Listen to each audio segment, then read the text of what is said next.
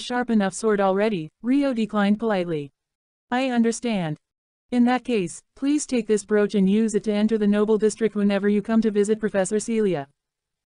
It will act as an entry pass, Christina said, removing the brooch she was wearing and entrusting it to Rio. Huh, Flora, who had been listening silently, made a noise as her eyes widened in surprise. What's wrong, Flora? Christina asked, but Flora immediately shook her head. And no, it's nothing. I understand. I shall gratefully accept this. Rio received Christina's brooch respectfully.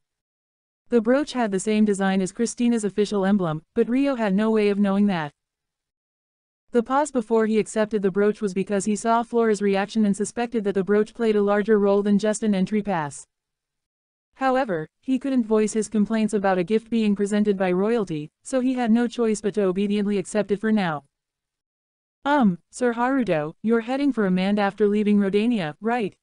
Flora changed the subject. She'd probably heard this from Christina, who was already informed of his destination. Incidentally, Christina offered to send him to Amand with an enchanted ship, but he declined by saying he'd run instead. Yes. I've promised to meet up with Lady Liselot. As I've informed Princess Christina already, Celia will be joining me for this in the near future. Of course, I don't mind at all.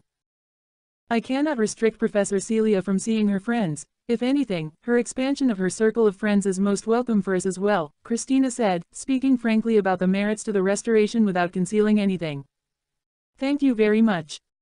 I should be returning to Rodania after visiting Amand, so I can come give you a report along with my greeting at that time, Rio offered with a slight bow.